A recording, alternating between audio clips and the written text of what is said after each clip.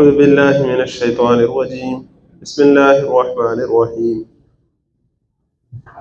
قل هلم شهداءكم الذين يشهدون أن الله حرم هذا فإن شهدوا فلا تشهد معهم ولا تتبع أهواء الذين كذبوا بآياتنا والذين لا يؤمنون بالآخرة وهم بربهم يعدلون صدق الله العظيم رب اشرح لي صدري ويسر لي أمري واحلل عقدة من لساني يفقهوا قولي واجعل لي وزيرا من أهلي اللهم أرنا الحق حقا وارزقنا اتباعه وأرنا الباطل باطلا وارزقنا اجتنابه سبحانك لا علم لنا إلا ما علمتنا إنك أنت العليم الحكيم اعوذ باللہ من الشیطان الرجیم بسم اللہ الرحمن الرحیم۔ طویل ترین مکی صورتوں میں سے ایک اہم صورت سورۃ انعام، جو کہ مکی دعوت کا خلاصہ بھی تھا اور مکی ڈیبیٹ کی انتہا تھی، اور اس کا آخری دو رکوع اب آ گئے۔ ویسے بھی صورتوں کا آغاز اور اختتام بڑا پاورفل ہوتا ہے، کیونکہ یہ صورتیں جو ہیں یہ اللہ تعالیٰ کے خطبے کی طرح ہوتی ہیں۔ جس طرح کوئی خطیب خطبہ دیتا ہے تو وہ اپنے آغاز میں ایسی بات کہتا ہے کہ سب اس کی طرف اٹریکٹ ہو جائیں، اور اختتام پر ایسے زوردار بات کہتا ہے کہ سب ٹیک ہوم میسج لے کر جائیں۔ تو صورتوں کے آغاز اور اختتام بڑے خاص ہوتے ہیں جامعیت کے اعتبار سے، درمیان میں موضوع کو ذرا کھولا جاتا ہے۔ اب یہ آخری جو دو رکوع رہ گئے اس سے پہلے کی ایک آیت سے ہم شروع کرتے ہیں، قل ان سے کہیے۔ اور ویسے تو ہم 4 قلوں سے واقف ہیں، لیکن اس صورت میں بے تحاشا قل آئے ہیں، تو قل ان سے کہیے ہلما، کہ بلا لو تم۔ ہلما عربی میں تب کہتے ہیں جب دو ایک لیول کے لوگ ایک دوسرے کو بلائیں۔ مثلا دو ایک ہی سطح پر کھڑے ہوئے بندے ہیں، ان میں سے ایک دوسرے کو اگر بلاتا ہے تو اس کے لیے لفظ استعمال ہوگا ہلما، آ جاؤ۔ دوسرا کیا سین ہو سکتا ہے وہ بھی اگلی آیت میں آئے گا، لیکن اس سین کو اپنے ذہن میں رکھیں کہ آپ ان سے کہیے ہلما، بلا لو شہداءکم، اپنے گواہ، اپنے مددگار۔ یہ وہی لفظ ہے جب قرآن مجید کہتا ہے کہ تم اپنے سارے مددگار لے آؤ اور میرے جیسے کوئی ایک صورت بھی لے آؤ، تو وہ وہی لفظ ہے شہداءکم کا۔ اصل پوائنٹ کیا ہے کہ جب قرآن و سنت سے عاری ہو کر نری عقل کی اور خواہشات کی پیروی میں لگ کر انسان کچھ سوچ بچار کرے گا تو وہ جہاں بھی پہنچ جائے گا کوالٹیٹیولی کوئی ڈفرینس نہیں ہوگا، کوانٹیٹیولی ڈفرینس ہوگا، کوئی کم عقل مند ہوگا، کوئی زیادہ عقل مند ہوگا، لیکن ہوں گے سارے عقل مند ہی، یا خواہشات کے اور ظن اور گمان کے تحت ہی سوچ رہے ہوں گے، جب تک کہ وحی کی تعلیم انہیں نہ ملے۔ تو سب ایک لحاظ سے ایک ہی کیڈر کے لوگ ہیں۔ تم بلا لو اپنے مددگاروں کو، الذین یشہدون، جو گواہی دیں، ان اللہ حرم ھذا، کہ اللہ ہی نے حرام کیا ان چیزوں کو۔ اب آپ کو یاد ہوگا کہ لاسٹ میں کئی ایسی چیزیں تھیں جو اللہ تعالیٰ کی حلال کردہ چیزیں تھیں جن کو انہوں نے خود اپنے اوپر حرام کیا ہوا تھا، اور اللہ تعالیٰ اس پر اپنا غضب ظاہر کر رہے تھے۔ اب دو انتہائیں ہوتی ہیں، ایک ہوتا ہے کہ اللہ تعالیٰ کی حلال کردہ چیز کو اپنے اوپر حرام کر لیا جائے، ایک ہوتا ہے اللہ تعالیٰ کی حرام کردہ چیز کو اپنے لیے حلال کر لیا جائے۔ آج جو آپ سوسائٹی میں دو مختلف طبقات دیکھتے ہیں، صرف اپنی سوسائٹی نہ دیکھیے، پوری عالمی سوسائٹی کو نظر میں رکھیے، کیونکہ اسلام ایک عالمی دین ہے۔ تو عالمی سوسائٹی میں آپ کو دو طرح کی انتہائیں نظر آئیں گی۔ ایک طرف پرمیسیوزم ہے کہ بھی اباحیت ہے، کہ بس سب کچھ جائز ہے، سب یہ چیزیں جو ہیں وہ الاؤڈ ہے، کوئی روک ٹوک نہیں، جو چاہو کر دو، کھاؤ پیو، جیسے چاہے ریلیشنز قائم کرو، کوئی پوچھنے والا نہیں۔ ایک یہ انتہا ہے۔ دوسری انتہا کیا ہے کہ جائز جو طریقے ہیں، جائز جو کھانے کی چیزیں ہیں، جائز جو طرز زندگی ہے، اس پر بھی روک ٹوک، مذہب کے نام پر، روایات کے نام پر لوگوں کو کے لیے جینا ہی مال کر دینا، یہ دوسری انتہا ہے۔ آپ اندازہ کیجئے کہ قرآن مجید جب دعوت دیتا ہے تو پرائمریلی سب سے زیادہ پہلے جس کو فوکس کرتا ہے وہ اس کام کو فوکس کرتا ہے، جنہوں نے حلال چیزوں کو بھی حرام قرار دیا ہوتا ہے، جنہوں نے جائز چیزوں کو بھی ناجائز قرار دیا ہوتا ہے۔ بالعموم یہ روایت پرست طبقات میں یہ بیماری پائی جاتی ہے۔ جبکہ جو دوسرا جو جرم ہے کہ حرام چیزوں کو اپنے اوپر حلال کر لینا، وہ بھی اتنا ہی بڑا جرم ہے، لیکن قرآن مجید پہل یہاں سے کرتا ہے۔ اس کی وجہ کیا ہے؟ بھلا پہلے سب سے قرآن مجید جو انسانیت کے اوپر بوجھ ان کے کندھوں کے اوپر لدے ہوئے ہیں، ان کی گردنوں کے اوپر توق ڈلے ہوئے ہیں، وہ ان سے آزاد کرتا ہے۔ وہ ایک عام بندے کو یہ پیغام دیتا ہے کہ میں تمہاری آسانی کے لیے آیا ہوں، میں تمہیں مشکل میں ڈالنے کے لیے نہیں آیا، دیکھو میں تو تمہیں الاؤ کرنے کے لیے آیا ہوں۔ یہ قرآن مجید کا ایک انداز ہے بات کا، جس سے جب وہ قریب آتا ہے پھر اسے دوسری ایسی چیزیں جو بتاتا ہے کہ یہ تمہارے فائدے میں نہیں ہیں، ان کو چھوڑو، پھر وہ اس کے لیے تیار ہو جاتا ہے۔ اسی طرح اہل عرب تیار ہوئے تھے، اور اسی طرح آج بھی اگر کوئی معاشرہ تیار ہوگا تو ایسے ہی تیار ہوگا۔ اللہ تعالیٰ ہمیں اس حکمت کو سمجھنے کی توفیق عطا فرمائے۔ فَإِن شَهِدُوا، پھر اگر وہ ایسی گواہی دے دیں کہ ہاں جی ہاں اللہ تعالیٰ نے تو ان کو حرام قرار دیا، فَلَا تَشْهُدْ مَعَهُمْ، تو آپ ان کے ساتھ گواہی نہ دیجیے گا، وَلَا تَتَّبِعْ، اور آپ اتباع نہ کیجیے گا، أَهْوَاءَ الَّذِينَ كَذَّبُوا بِآيَاتِنَا۔ یہ تتبع جو ہے جی پیروی کرنے کے معنی میں بھی ہو سکتا ہے، اور بعض اوقات پرواہ کرنے کے معنی میں بھی ہوتا ہے کہ آپ ان کی پرواہ نہ کیجیے گا، ان کی خواہشات کو کنسیڈر نہ کیجیے گا۔ وَلَا تَتَّبِعْ أَهْوَاءَ الَّذِينَ كَذَّبُوا بِآيَاتِنَا، اور آپ کنسیڈر نہ کیجیے گا ان کی خواہشات کو جو ہماری آیات کو جھٹلاتے ہیں۔ وَالَّذِينَ لَا يُؤْمِنُونَ بِالْآخِرَةِ، اور دوسری نشانی ان کی کیا ہے کہ وہ آخرت پر ایمان نہیں رکھتے، اور وَهُمْ بِرَبِّهِمْ يَعْدِلُونَ، وہ اپنے رب کا ہمسر ٹھہراتے ہیں دوسروں کو، اپنے رب کے برابر ٹھہراتے ہیں دوسروں کو، شرک کرتے ہیں، آخرت کی نفی کرتے ہیں، اور آیات کو جھٹلاتے ہیں۔ آیات کو جھٹلانا ایک لحاظ سے رسالت کو جھٹلانے کے معنی میں آ گیا، تو ایک لحاظ سے تینوں ایمانیات کا ذکر کر کے کہہ دیا کہ جو ایمان کی نفی پر لوگ چل رہے ہیں، آپ نے ان کی خواہشات کی پیروی پر نہیں چلنا۔ اللہ تعالیٰ ہمیں سمجھنے کی توفیق عطا فرمائے۔ اب جو اگلی آیت ہے یہ بڑی خوبصورت آیت ہے۔ آپ کو پتہ ہے سورۃ انعام جو ہے یہ آخری دور کی مکی صورت ہے، اور آخری دور میں جس طرح میں نے آپ سے کل کہا تھا کہ جب آپ صلی اللہ علیہ وسلم طائف سے واپس آئے تو تب آپ صلی اللہ علیہ وسلم کے اس معمول میں اضافہ ہو گیا، جو معمول پہلے بھی تھا لیکن اب اس میں اضافہ ہو گیا، اور وہ معمول کیا تھا کہ آپ عرب کے دوسرے علاقوں سے جو لوگ مکے میں آئے ہوتے تھے پورے سال میں بالعموم اور حج کے دنوں میں بالخصوص، ان کے ڈیروں میں جا کر انہیں دعوت و تبلیغ کیا کرتے تھے۔ اب ایسا ہی ایک واقعہ پیش آیا کہ آپ صلی اللہ علیہ وسلم اپنے یار غار حضرت ابوبکر صدیق رضی اللہ عنہ اور اپنے ہونہار نوجوان ساتھی حضرت علی رضی اللہ عنہ کے ساتھ مختلف دوروں پر جا رہے تھے۔ حضرت علی رضی اللہ عنہ سے مروی روایت ہے کہ مفروق نام کا ایک شخص تھا جو ایک بہت بڑا سردار تھا بدو قبیلے کا کسی کا، اس کے پاس جب ہم گئے تو حضرت ابوبکر صدیق رضی اللہ عنہ نے ان سب کو آپ صلی اللہ علیہ وسلم کا تعارف کروایا۔ یاد رکھیے کہ حضرت ابوبکر صدیق رضی اللہ عنہ جو ہے وہ وہاں کے دنیاوی لحاظ سے ایلیٹ کلاس سے ایک شخص تھے، چیف جج تھے، ان کے لوگ بہت زیادہ جانتے تھے، تجارت میں پرائمریلی وہ اپنی ذاتی حیثیت سے موجود تھے، جبکہ آپ صلی اللہ علیہ وسلم نے تو بچپن اور طرح کا گزارا تھا۔ تو اس سب حیثیت کی وجہ سے حضرت ابوبکر صدیق رضی اللہ عنہ کی جان پہچان نسبتاً زیادہ تھی۔ تو حضرت ابوبکر صدیق رضی اللہ عنہ نے جان پہچان کروائی، اور جب انٹروڈیوس کروایا آپ صلی اللہ علیہ وسلم کو اور فرمایا کہ یہ اللہ کے رسول ہیں، آپ نے ان کا ذکر تو سنا ہوگا، تو آگے سے ان سب نے کہا کہ ہاں ہم نے ان کا چرچا بہت سنا ہے، تو بتائیے آپ کی کیا دعوت ہے؟ تو آپ صلی اللہ علیہ وسلم نے فرمایا اشہد ان لا الہ الا اللہ وحدہ لا شریک لہ واشہد ان سیدنا محمد عبدہ ورسولہ واشہد ان محمد عبدہ ورسولہ۔ تو انہوں نے کلمہ سن کر تھوڑا توقف کر کے کہا اچھا اور کیا دعوت ہے آپ کی؟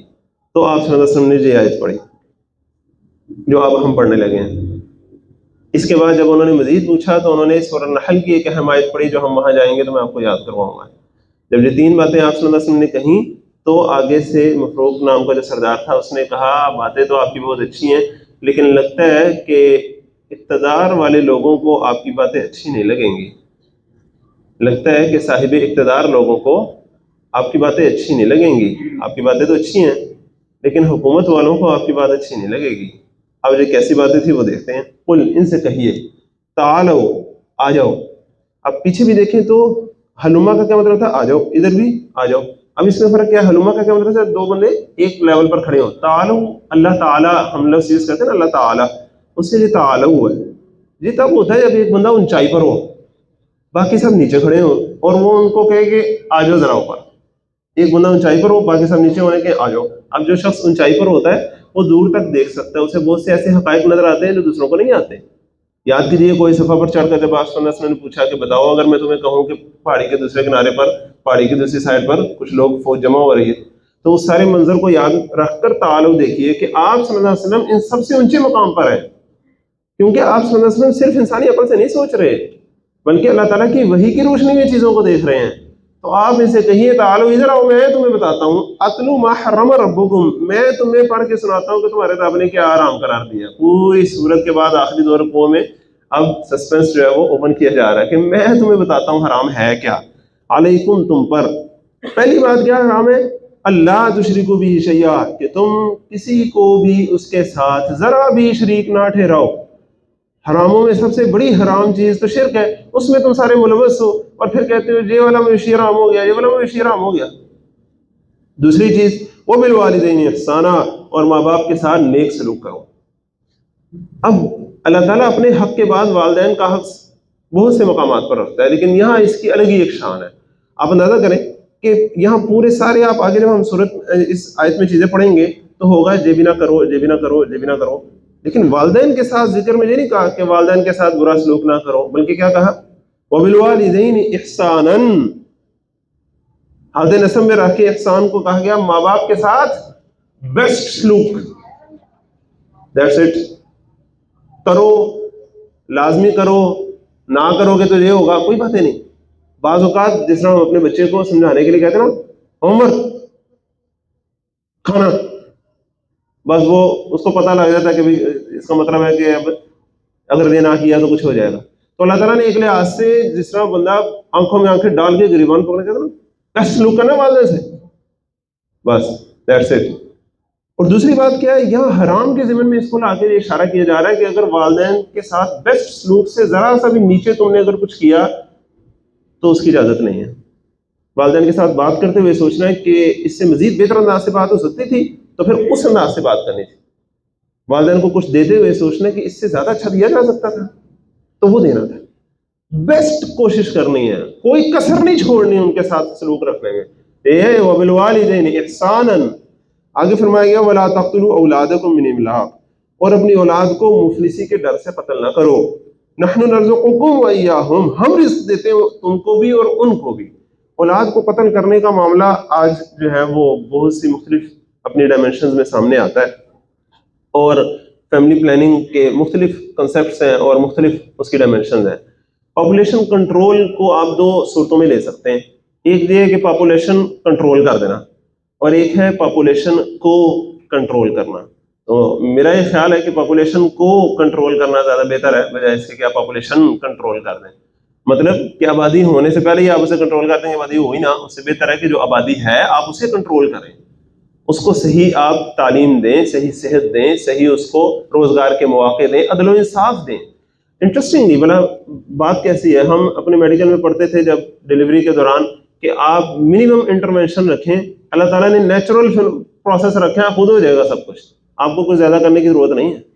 اسی طرح انسانوں کا معاملہ اللہ تعالیٰ نے بڑا خاص رکھا ہے، انسانوں کو پالنے پوسنے کے لیے زیادہ محنت نہیں کرنی پڑتی، اللہ تعالیٰ نے صلاحیت ہر بندے کے اندر رکھی ہے، بس ان کے ساتھ ظلم و زیادتی نہ کرو، انہیں عدل و انصاف کا ایک نارمل ماحول دے دو تم، پھر دیکھو وہ خود پلتے پھولتے ہیں کہ نہیں پھولتے، پھر تمہیں ان کو پالنے کی ضرورت نہیں پڑے گی، تم ان کے ساتھ ظلم و زیادتی والا نظام قائم کر کے نہ رکھو، عدل و انصاف کا ایک پرامن ماحول انہیں دو، دیکھو انسان کے اندر اللہ تعالیٰ نے صلاحیتیں کیسے رکھی ہیں، کیسے اوپر چڑھتا ہے، وہ خود بھی بڑھتا ہے اور پوری دنیا کو اٹھاتا ہے، پوری دنیا کی تعمیر کرتا ہے۔ اللہ تعالیٰ ہمیں سمجھنے کی توفیق عطا فرمائے کہ انسان بوجھ نہیں ہوتے، ہم انہیں بوجھ بنا دیتے ہیں ایک غلط ماحول دے کے۔ دوسری بات کیا ہے کہ فیملی پلاننگ کے جتنے بھی طریقے ہو سکتے ہیں ان میں سے کوئی بھی ایسا طریقہ اختیار کرنا جس میں قتل لازم آتا ہو، چاہے چھوٹی چیز کا چاہے بڑی چیز کا، اس سے ہمیں پوری طرح بچنے کی ضرورت ہے۔ اللہ تعالیٰ ہمیں سمجھنے کی توفیق عطا فرمائے۔ اگر کسی نے شعوری طور پر فیصلہ کیا ہوا ہے کہ بھئی میں ابھی میرا موڈ نہیں ہے یا میرے پلان میں نہیں ہے، تو پھر وہ پہلے ہی احتیاط کرے۔ اگر وہ چاہتا ہے کہ میں تو احتیاط نہیں کرنا چاہتا لیکن بعد میں غلط رویہ اختیار کرنا چاہتا ہوں اور غلط طریقے اختیار کرنا چاہتا ہوں تو یہ رویہ درست نہیں ہے، اللہ تعالیٰ ہمیں سمجھنے کی توفیق عطا فرمائے۔ پہلے ہی اگر وہ غور کرے اور اپنے اوپر کنٹرول رکھے تو وہ اور بات ہے۔ ولا تقربوا الفواحش، اور بے شرمی کی باتوں کے قریب بھی مت جاؤ، بے حیائی کے قریب بھی مت جاؤ۔ شریعت عام طور پر کسی گناہ کے بارے میں کہتی ہے کہ یہ نہ کرو، لیکن دو چیزیں ایسے ہیں جن میں سے سب سے اہم چیز یہاں آ گئی کہ اس کے قریب بھی مت جاؤ۔ کیوں کہ فحاشی ایسی چیز ہے، اس کے قریب گئے تو پھر تم آؤٹ آف کنٹرول ہو جاؤ گے، پھر تمہیں پتہ ہی نہیں چلے گا کہ کب گاڑی کہاں سے کہاں پھسلتے ہوئے تم کدھر نکل گئے، پھر تمہارا اپنے اوپر کنٹرول نہیں رہے گا۔ لہٰذا اس کے قریب ہی نہ جاؤ، اس راستے کی طرف جاؤ ہی نہ، نہیں تو منزل بہت بری ہے، وساء سبیلا۔ اور دوسری بات کیا ہے، اس کا قتل اولاد کے ساتھ بڑا خاص تعلق ہے۔ قتل اولاد کی ایک تو اہم وجہ وہ ہے نا کہ جس سے ہم سب واقف ہیں کہ بھئی غربت ہے اور جی آبادی بڑھ جائے گی تو وسائل کم ہو جائیں گے، یہ ساری جو بالکل جسے کہتے ہیں جس کی بنیاد ہی غلط ہے۔ اسلام کے نزدیک وسائل کم نہیں ہیں، اللہ تعالیٰ نے وسائل کم نہیں رکھے، اللہ تعالیٰ نے وسائل وافر رکھے ہیں۔ یہ انسان ہے جو وسائل پر غلط طریقے سے قابض ہو کے کچھ لوگوں کو محروم کرتے ہیں۔ اگر منصفانہ تقسیم ہو، عادلانہ تقسیم ہو تو وسائل کم نہیں ہیں. لیکن دوسری جو سب سے بڑی وجہ قتل اولاد کی بنتی ہے وہ کیا ہے؟ ذرا دل تھام کر خود ہی سوچ لیجئے اور ہم آگے چلیں گے. ولا تقربوا الفواحش، فحاشی کے قریب نہ جاؤ، نہیں تو پھر ایسے رستے کھلتے ہیں کہ قتل کرنا پڑتا ہے اولاد کو، پھر دوڑنا پڑتا ہے، ڈاکٹر صاحب کچھ یہ کرتے ہیں وہ کرتے ہیں، ایسے کرتے ہیں ویسے کرتے ہیں، پھر یہ سب کچھ کرنا پڑتا ہے. تم ایسے رستے پہ جاؤ ہی نہ. اللہ تعالیٰ ہمیں سمجھنے کی توفیق عطا فرمائے. اس کی بنیادی وجہ کیا ہے؟ اس بنیادی اصول کو سمجھ لیں ذرا. اللہ تعالیٰ نے جو انسان کو یہ جذبہ دیا ہے، جنسی جذبہ، اللہ تعالیٰ نے یہ ذریعے کے طور پر دیا ہے اور اس کا مقصد ہے نسل کی بقا. اوکے ہو گیا. لیکن آج جو مغرب کی پوری سوچ ہے اس نے اس جذبے کو مقصد بنا دیا، اس جذبے کی تسکین مقصد بن گیا. اب اس کے ذرائع پھر جتنے مرضی کھولتے چلے جائیں، جو بھی اس کا جائز ناجائز ذریعہ ہوگا کھولتے چلے جائیں گے. اور جہاں تک اولاد ہے وہ تو ایک سائیڈ ایفیکٹ کی حیثیت سے سامنے آ گئی کہ یہ تو سائیڈ ایفیکٹ ہے. اچھا بلا ہم زندگی گزارتے ہیں، بیچ میں اولاد پتہ نہیں کہاں سے آ جاتی. تو دوسرے الفاظ میں اگر الجبرے کا فارمولہ میں آپ کو ایک بتاؤں تو وہ یہ ہوگا کہ آج کا مغرب کا جو پورا معاشرہ ہے وہ یہ کہتا ہے کہ یہ جذبہ پورا کرو لیکن اولاد کچھ نہ ہو. جبکہ اسلام کیا کہتا ہے؟ یہ جذبہ پورا کرو لیکن اولاد کو کچھ نہ ہو. بی کیئرفل، اولاد کو کچھ نہ ہو. تم اپنی لذت پوری کرنے میں اگلی نسل کا کباڑہ تم نے نہیں کرنا. جبکہ آج کی مغربی سوچ کیا کہتی ہے؟ لذت پوری کرو لیکن اولاد کچھ نہ ہو.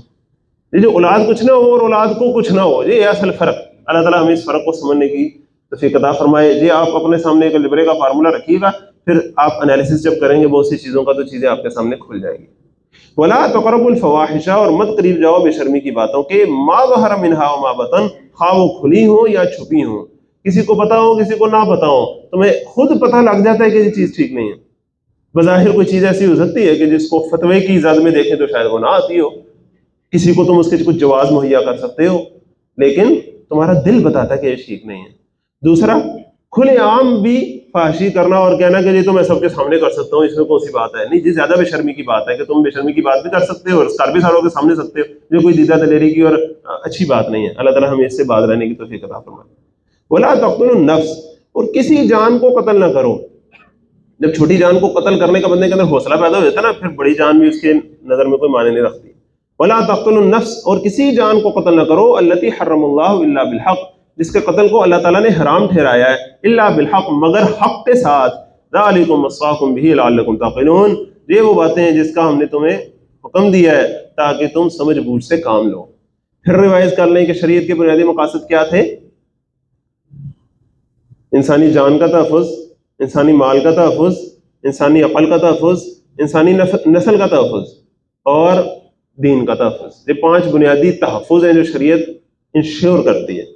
دین کا تحفظ تو پورے قرآن میں پھیلا ہی ہوا ہے، لیکن انسانی جان کا تحفظ اور نسل کا تحفظ ان آیات میں آ گیا جو آپ کے سامنے میں نے بھی پہلی آیت پڑھی ہے.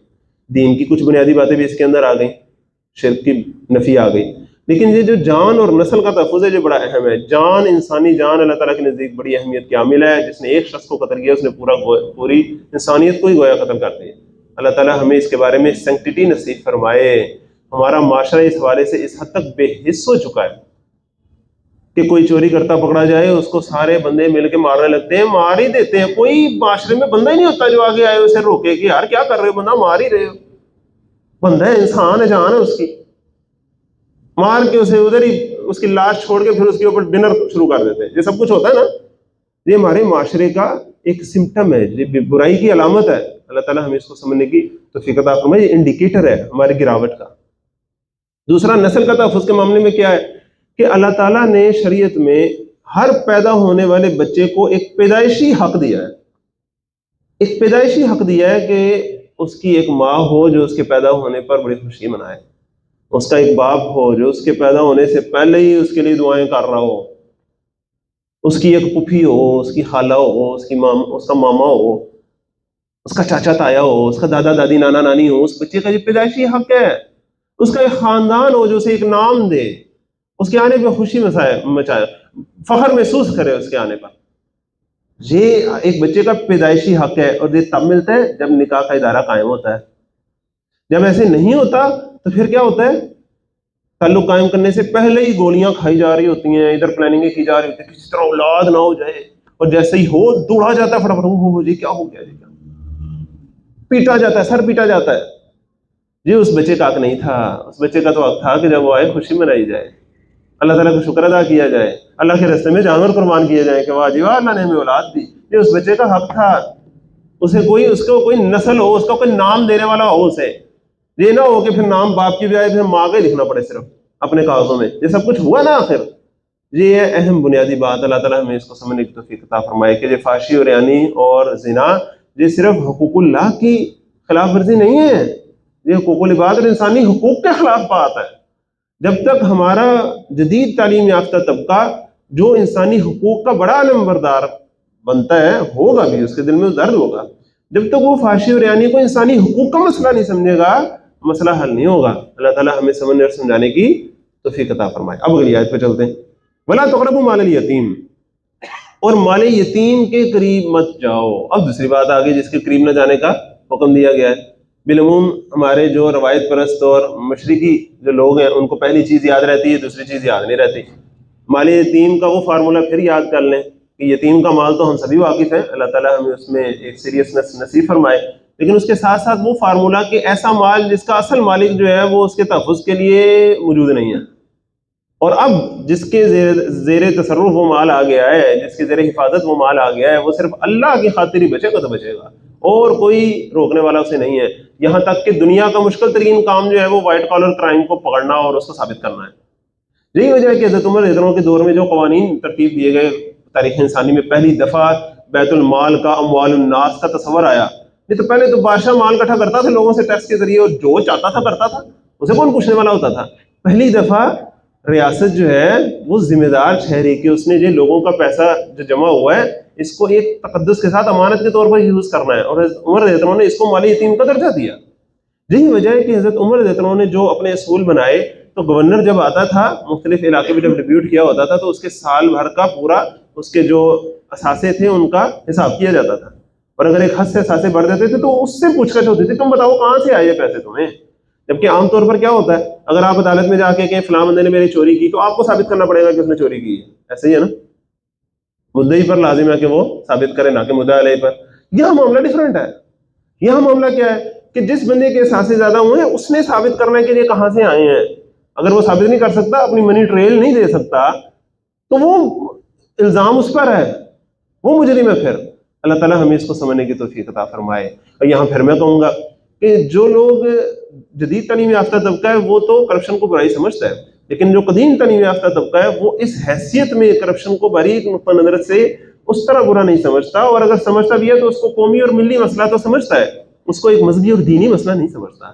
جب تک وہ اس کو مذہبی اور دینی مسئلہ نہیں سمجھے گا، مسئلہ حل نہیں ہوگا. جیسے میں نے پہلے فحاشی کے بارے میں کہا کہ جدید تعلیم یافتہ جب تک اس کو انسانی حقوق کا مسئلہ نہیں سمجھے گا، مسئلہ حل نہیں ہوگا. اسی طرح یہ جو طبقہ ہے ہمارا مذہبی، یہ اگر اس کو صرف ایک ملی اور قومی مسئلہ سمجھے گا، ایک دینی مسئلہ نہیں سمجھے گا، دینی غیرت اس کی اس پر نہیں جاگے گی، تب تک یہ مسئلہ حل نہیں ہوگا. اللہ تعالیٰ ہمیں جامعیت نصیب فرمائے. وَلَا تَقْرَبُوا مَالَ الْيَتِيمِ إِلَّا بِالَّتِي هِيَ أَحْسَنُ، مگر ایسے طریقے سے جو بہترین ہو، بہترین طریقے سے اس کا مصرف کرنا ہے، جس سے بہتر ممکن نہ ہو، ایسے استعمال کرنا ہے.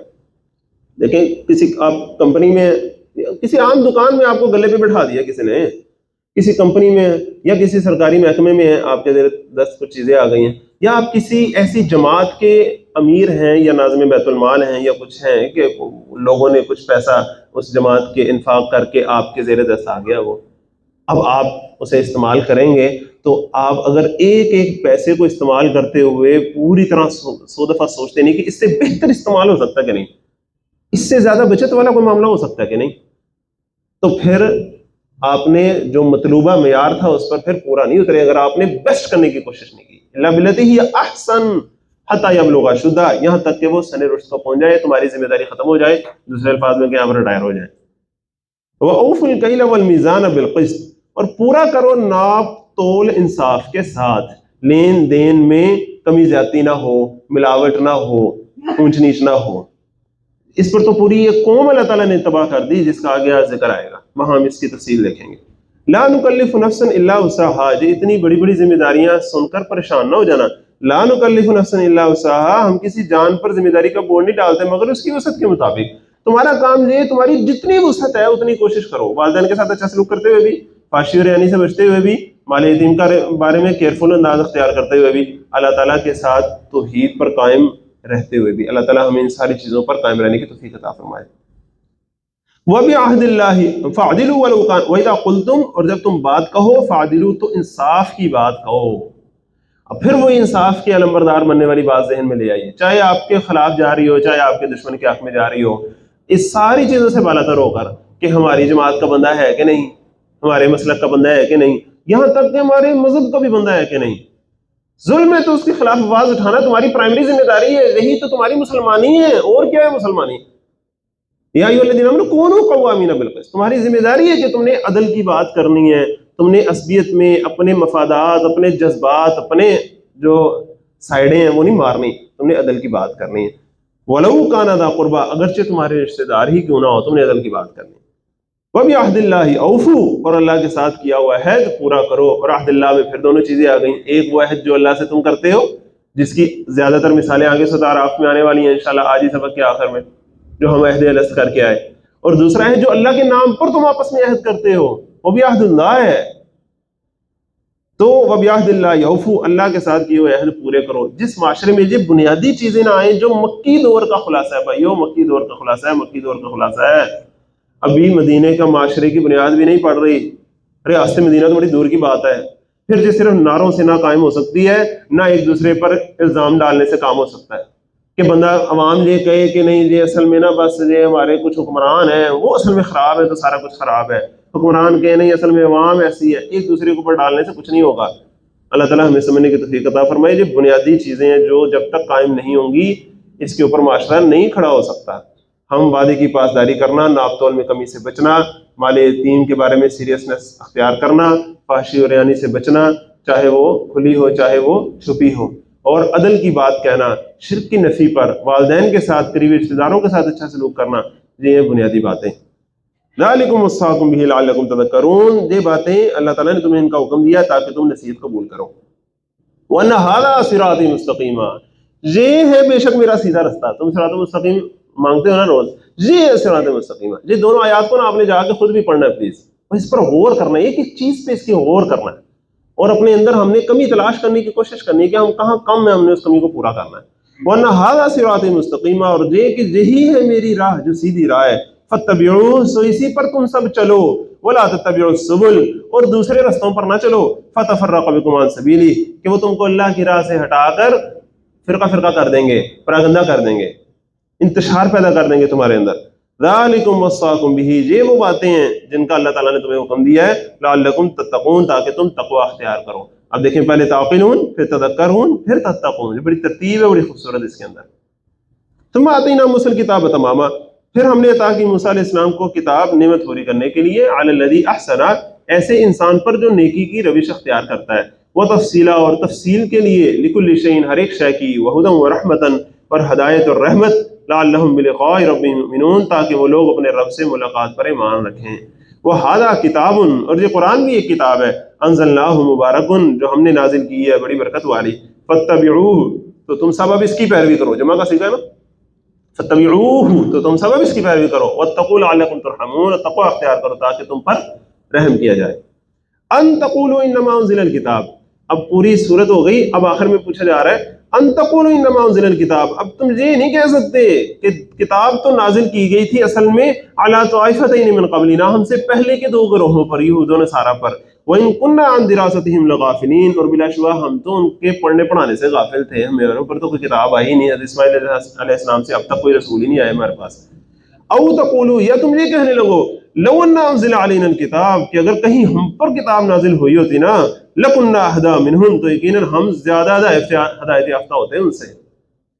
میں بعض اوقات یہ پڑھتے ہوئے سوچتا ہوں کہ ہم سبھی سوچتے ہیں نا، ہمیں آپ صلی اللہ علیہ وسلم کا زمانہ نصیب ہوا ہوتا، ہمیں ہمارے سامنے کتاب کا نزول اور ہدایت آ رہی ہوتی، تو پھر وہ جو کافر بدبخت جن کے ہم واقعات پڑھتے ہیں کہ یار کیسے غلط لوگ تھے، ہم سوچتے ہیں نہیں ہم تو بڑے اچھے لوگ ہوتے۔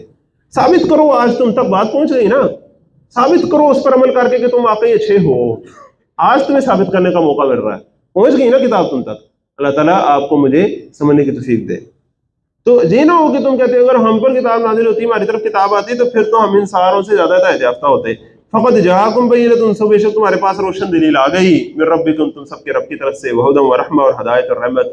फमन अज़लमु मिम्मन कज़्ज़ब बिआयातिल्लाह, बस कौन है बड़ा जालिम उससे जो अल्लाह की आयत को झुटलाए, व सदफ़ अन्हा, और उनसे मुंह मोड़ ले, सनजिज़िल लज़ीना यस्दिफ़ूना अन आयातिना, अनक़रीब हम सजा देंगे उन लोगों को जो हमारी आयत से मुंह मोड़ते हैं, सू अल अज़ाब, बदतरीन अजाब की सजा देंगे, बिमा कानू यस्दिफ़ून, बवजह उनके मुंह मोड़ने की वजह से, उनके अवॉइड करने की वजह से।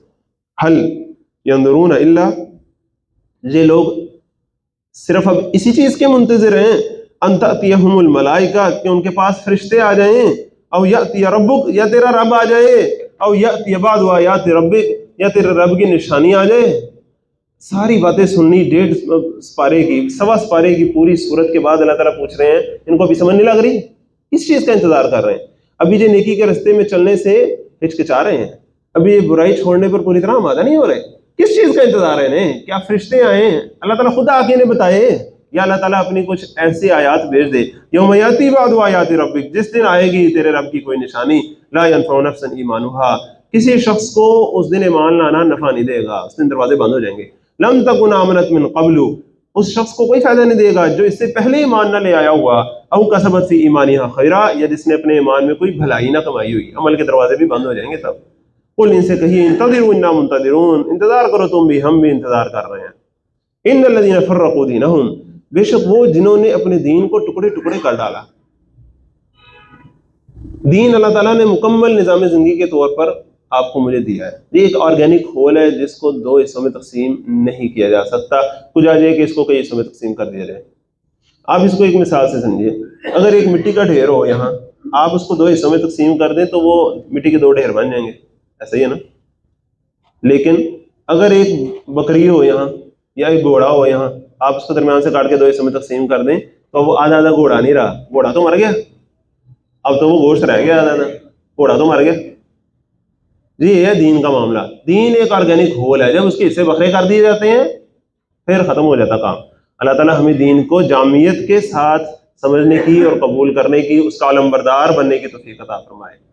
इन्नल लज़ीना फ़र्रक़ू दीनहुम, बेशक वो लोग जिन्होंने टुकड़े टुकड़े काट डाला अपने दीन को, वो कानू शिया, और ग्रोह ग्रोह बन गए, खुद भी ग्रोह ग्रोह बन गए। हम ये वाले होते हैं, हम ये वाले हुक्म वाले होते हैं, हम इस चीज वाले होते हैं, अलग अलग चीजें पकड़ के बैठ गए।